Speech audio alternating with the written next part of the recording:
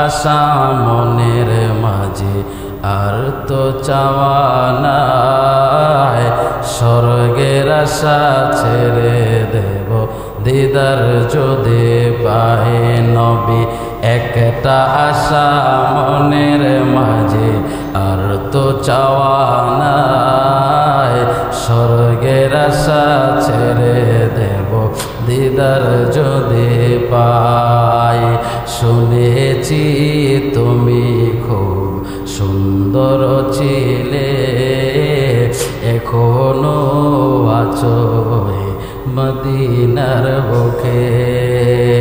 দাও না দেখা আমি একা, দাও না দেখা আমি একা বড় অসহায়, স্বর্গের আশা ছেড়ে দেব দিদার যদি পাই নবী।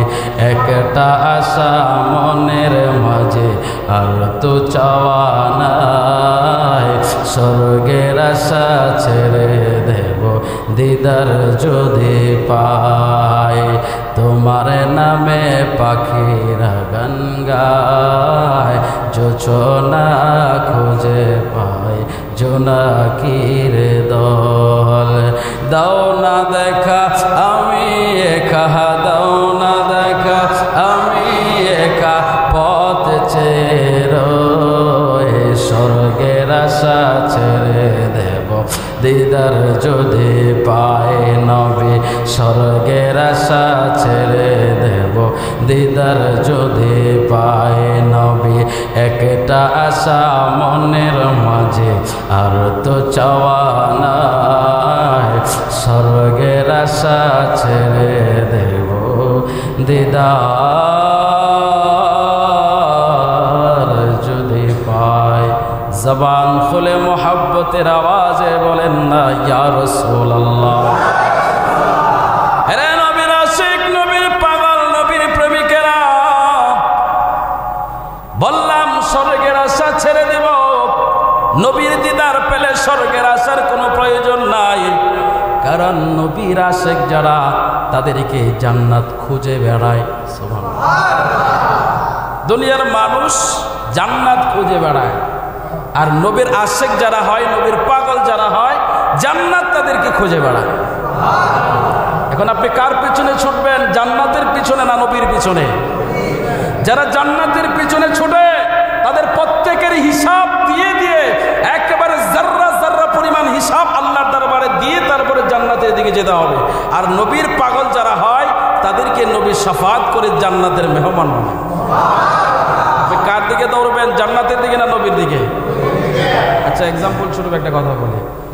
আল্লাহর সৃষ্টি জগতের জান্নাত, জান্নাত জাহান্নাম এগুলো কি আল্লাহর সৃষ্টি না? তো সৃষ্টি মানে মাখলুক।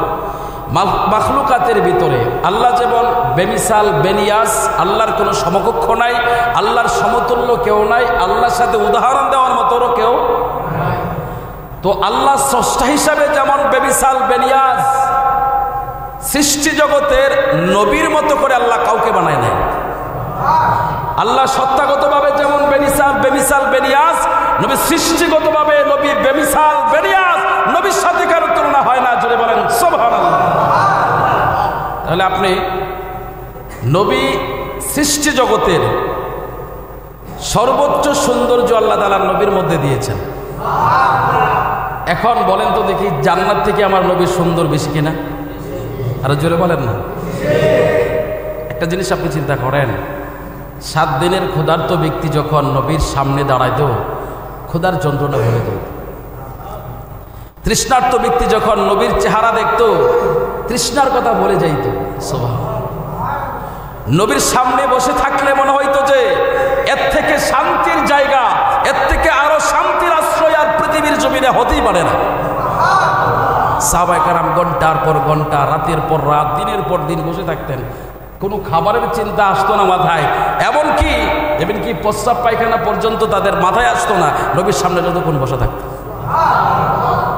তাহলে নবীর আশিক যারা হবে, জান্নাত তাদেরকে খুঁজবে। সুবহানাল্লাহ। আপনি নামাজ পড়েন জান্নাতের আশায়, রোজা রাখেন জান্নাতের আশায়, হজ করেন জান্নাতের আশায়, যাকাত দেন জান্নাতের আশায়, করতে থাকেন। কিন্তু আপনার এগুলো হিসাব আল্লাহর দরবারে দিতে হবে। তো কারণ আপনার এগুলোর মধ্যে যদি একটু চুল পরিমাণ ত্রুটি থাকে কবুল হবে? কথা বলেন না। নামাজ যদি আপনার ত্রুটি থাকে কবুল হবে? কথা বলেন না। নামাজ ত্রুটি থাকলে কবুল হবে না, হিসাব দিয়ে আপনাকে যেতে হবে। নবীর পাগল হন, সহজ রাস্তা জান্নাতে যাওয়ার। নবীর আশেক হন, নবীর পাগল হন। যারা নবীর আশেক হয়, যারা নবীর পাগল হয়, তাদের জান্নাত খুঁজতে হয় না, জান্নাত তাদেরকে খুঁজে। আমি একটা কথা শোনাই।